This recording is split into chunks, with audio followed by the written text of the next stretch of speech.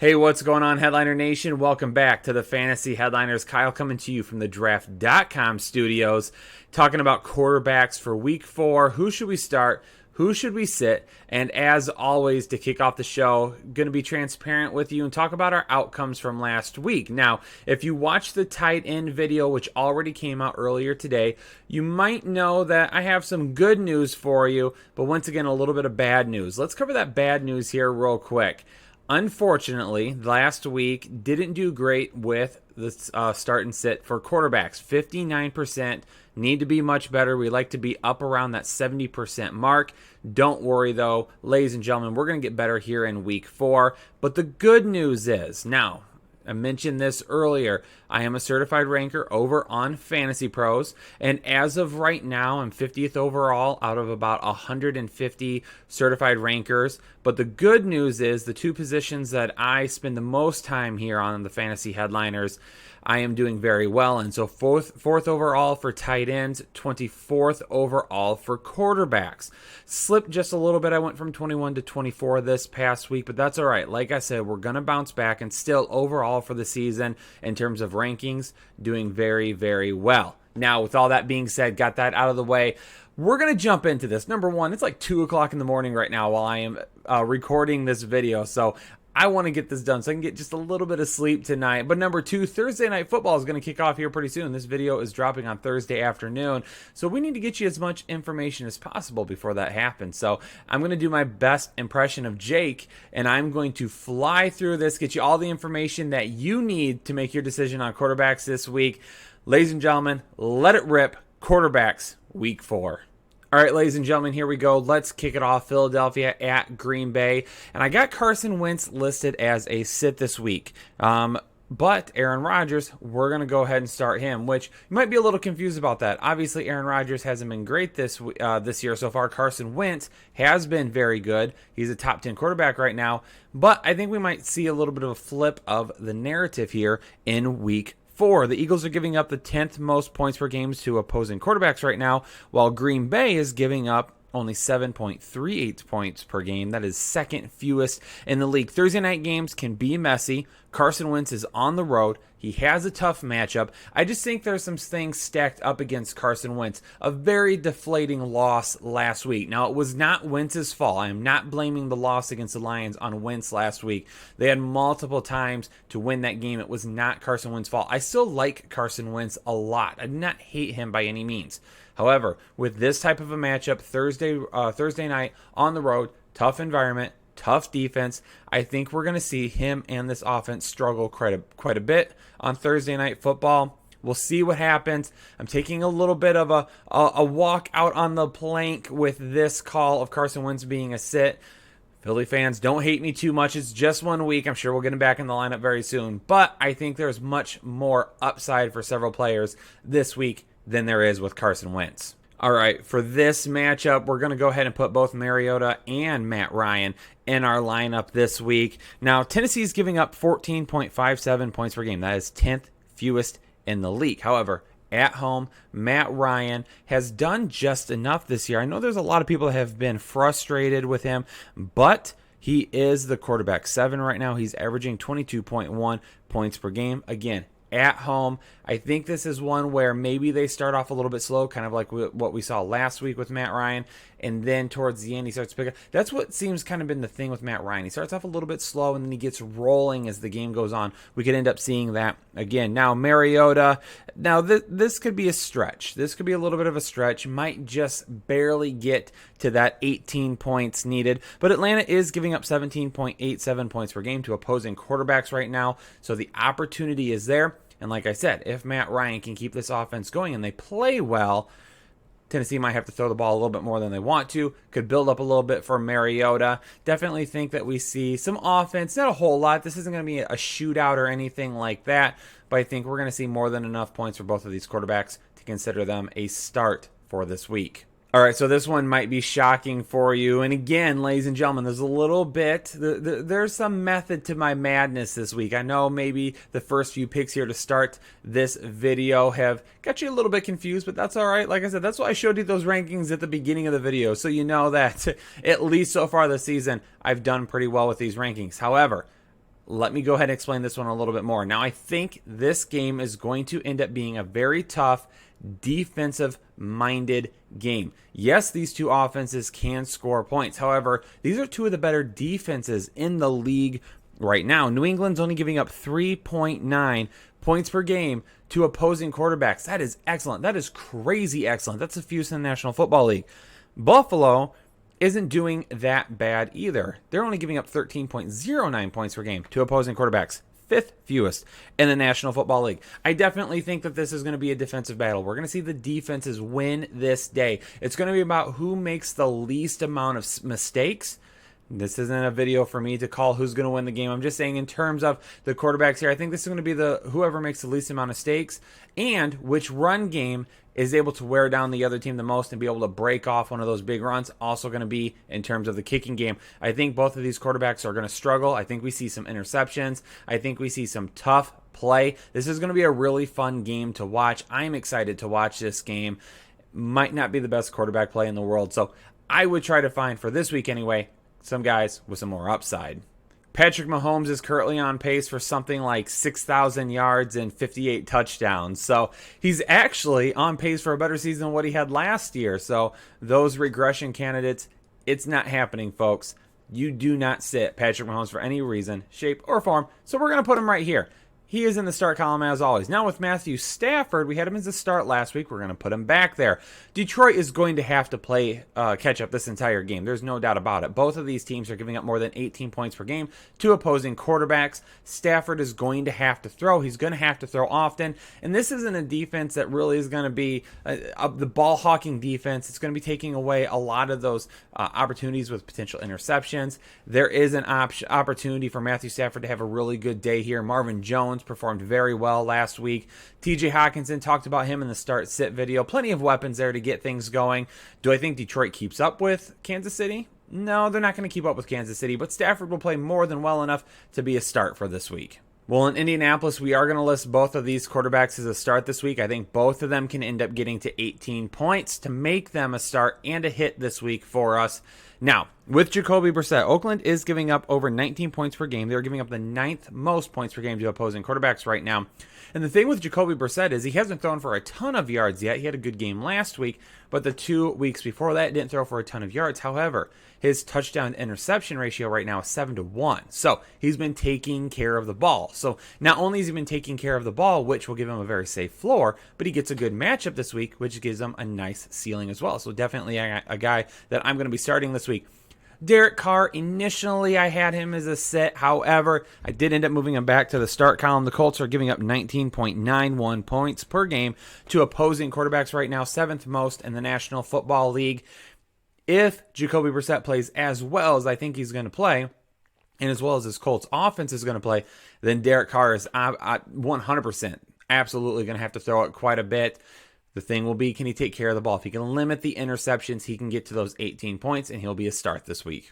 It's hard to believe, but there is one defense giving up more points per game to opposing quarterbacks right now than the Miami Dolphins, but they're still giving up the 2nd most points to opposing quarterbacks. So Phillip Rivers is 100% a start for us this week. Now with Josh Rosen, let me tell you this. He didn't play bad last week. He ended up playing decent against a Dallas Cowboys defense that is very good. Now, his pass completion percentage wasn't that great, but he threw for a decent amount of yards, took care of the football, didn't end up having any touchdowns. Quite honestly, for what he's working with, Josh Rosen played well last week. Not nearly enough to go in there and start against the Los Angeles Chargers, though. This is probably his job to keep moving forward. We'll see what happens with his offense, but Rosen's going to be the guy moving forward. Not someone we're going to put in our lineup yet. Go ahead and leave him on waivers for right now. Maybe something to monitor as we move forward. Well, several weeks ago, if you would have said, hey, Kyle, week 4, Washington at the New York Giants, Case Keenum, Daniel Jones, are both of those guys starts for you? Probably would have said no. But here we are, week 4, and Case Keenum is the quarterback 11, and Daniel Jones is coming off one of the best performances we've seen from a quarterback this season. Now, with that being said, Washington and New York both giving up a ton of points per game to opposing quarterbacks. Washington is 24.04 points per game, 5th most in the National Football League. The New York Giants, 27.04 points per game, 4th most. There's enough upside here for both of these players. One thing about Daniel Jones and his performance last week, he scored more points last week than Ben Roethlisberger and Cam Newton have combined this season. So both of those guys are obviously out with an injury right now, but both of them have played 2 weeks this season. Ben Roethlisberger missed a little bit of that one there, but however, still just goes to show you what kind of a performance he had against a bad Tampa Bay defense. He took advantage and he played well. Can he do the same thing this week?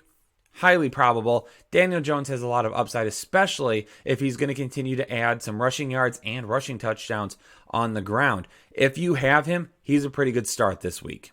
Ladies and gentlemen, it might end up being one of my downfalls this year, and it might be one of the worst calls we make this season. Again, we're not perfect. We're not going to make every call right. But the Cleveland Browns just haven't been great. But with that being said, I am not hopping off the bandwagon yet, folks. I know they haven't been great. I know Mayfield hasn't looked great. This offensive line hasn't been good, though. It has really hampered his ability to sit and wait. Now, this past week against the Los Angeles Rams on Sunday Night Football, there were some videos of him where, hey, he could have taken off. He could have scored a touchdown at one point. He could have moved up in the pocket.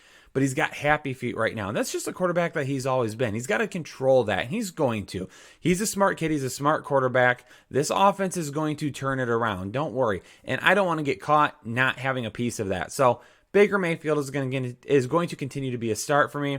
And Lamar Jackson, well, he's going to continue to be a start as well. He's not a guy that's going to find your bench anytime soon. Carolina at Houston this week was supposed to be Cam Newton versus Deshaun Watson. Well, instead, we're going to get Kyle Allen versus Deshaun Watson. Now, the Houston Texans are giving up 21.75 points per game to opposing quarterbacks right now, sixth most in the National Football League. And the Carolina Panthers, they're actually playing some pretty decent defense right now. Carolina giving up 13.49 points per game, 8th fewest in the National Football League. Watson's going to be a must start. Doesn't matter what defense he's playing. You're going to have him in the lineup every single week. Kyle Allen, though, a guy that you could have gotten off your waiver wires, is going to have a really nice second matchup here. So he's a guy that you could definitely stream this week, and because of the defense he's playing, has a little bit of an upside to go with it. I know Jared Goff has gotten off to a pretty slow start this season, but he's getting a Tampa Bay defense in week 4 that was completely torn apart by Daniel Jones, both through the air and on the ground. This is the perfect week for Jared Goff to get things going, especially at home against Tampa Bay. Expecting a really nice game out of him here. Now, with Jameis Winston, even though they had a really big week last week, and I told everyone, hey, we're not getting off the bandwagon yet, Mike Evans comes out and explodes. Jameis Winston looks pretty good. That was a pretty poor defense that they played last week as well. Los Angeles is on the complete opposite side of that. Jameis Winston's going to have a tough time. He's going to have guys in his face the entire time. Not a whole lot of time to throw. It's going to be a tough matchup for him and this offense. So we're going to go ahead and leave him on the bench because quite honestly, there is really no upside with Jameis Winston this week. As we've seen, Arizona really can't stop anybody on defense right now. So with that being said, Russell Wilson, after a great week 3, is also going to be a great start in week 4. So continue to put him in your lineup.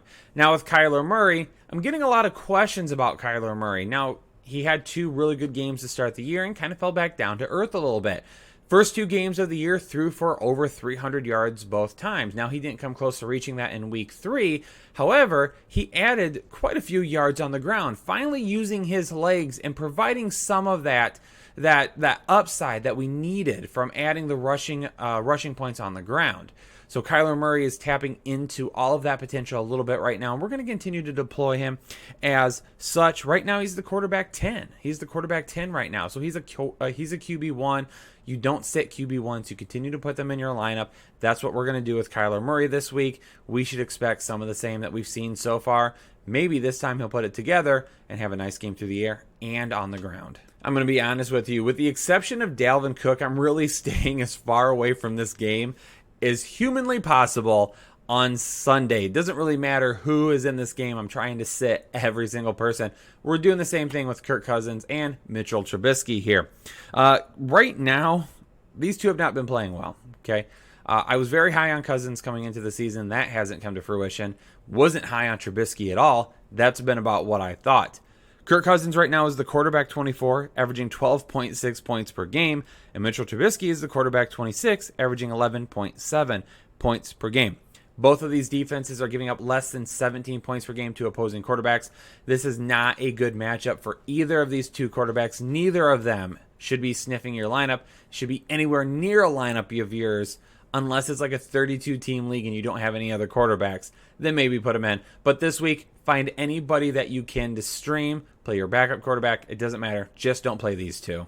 Unfortunately, I am going to put Gardner Minshew as a sit again, and I know Minshew supporters don't hate me. Okay, I had him as a sit last week. He proved me wrong. Played very well on Thursday Night Football. This is a fun kid to watch. Okay, I'm excited to watch him this season, and trust me, I'm going to get him back in the start column, or get him into the start column for the first time here very soon. But this week in Denver, facing a defense that's been pretty good against quarterbacks, is not the week for me to do it.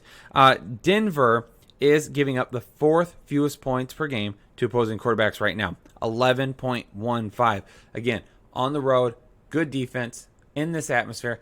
I don't know if I'm really going to put Minshew in my lineup this week. He played very well last week against Tennessee. We'll see if we get some of the same this week. I'm going to go ahead and hold off, though, because I just don't see a ton of upside. Joe Flacco, again, is going to be in that sit column. Just haven't seen enough from him this year yet to put him in there. So if you have Joe Flacco and you were relying on him, which you probably weren't, don't rely on him this week either.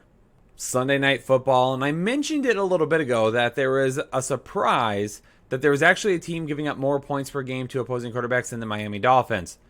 Well, the number 2 quarterback in fantasy football gets that defense this week. Dak Prescott going up against the New Orleans Saints, who are giving up 30.39 points per game to opposing quarterbacks, the most in the National Football League. Dallas, however, is giving up less than 14 points per game to opposing quarterbacks. Teddy Bridgewater last week did just fine on the road, but if you watch every single pass that he throws, I don't think there's very many that travel anywhere near or past 5 yards of the line of scrimmage. So it was very much a check down game, giving him easy passes, getting him back into the flow of things. Will it be a lot of the same this week? I don't know. However, the thing is with these linebackers in Dallas, Jalen Smith, these linebackers in Dallas, they can fly. So they're going to be able to get to some of these check down passes a lot quicker than what other defenses could. Now, last week, Seattle had Bobby Wagner, so they had really good linebackers as well. However, if Dallas sees that last week and prepares for it this week, maybe they can shut that down a little bit. So I don't see nearly any upside with Teddy Bridgewater this week. I'm rooting for him. Really good story. Has made the comeback, getting a chance to start again now. However, this week, I just can't buy into it. Dak Prescott, though, 100% in your lineups. All right, Monday Night Football, and both of these quarterbacks could be just enough for you to stream and get you a win in a Monday Night Miracle on Monday Night Football this week. Both of these defenses giving up more than 19 points per game to opposing quarterbacks. Dalton, in his first 2 games of the year, had over 90 passing attempts. I know last week was a little bit more rough for him. He could get back on track against a Pittsburgh defense that could give up some big plays this week. And I'm also going to put a little bit of faith into Mason Rudolph. I do like him. Looked all right at times last week. Didn't look so great at times. This is a good matchup for him, though. They get the extra week to prepare. This could be a good matchup, and we could see a lot of points from both of these quarterbacks. All right, there you have it. I told you I was going to try and get through as much of that information as quickly as possible, so hopefully you stuck around for the entire video. If you did and you appreciated it, hit that like button. As always, we appreciate that. If this is your first time here to the Fantasy Headliners and you have not yet subscribed and become a part of Headliner Nation, make sure you do that right now. Hit that subscribe button. We're on the road to 70,000. We might actually already be over it by the time this video drops. But also hit that notification button as well. It lets you know every time we go live and or we drop a new video for you, which is basically every day of the week. As always, make sure you hit up those comments if you have any questions. One of the most interactive channels here on YouTube. We try to get to as many questions as possible. It's been crazy the first few weeks. We appreciate all the support. Jake and I are in and out of the comments as much as possible. We have some of our writers who are in and out of the comments. But as always, Headliner Nation, help each other out. If you're not in a league together and you know that, then help each other out, answer some questions, give some feedback to your fellow members of Headliner Nation. That's what this community is all about. Thanks so much for tuning into this episode. We'll see you on the next one. Good luck, everybody.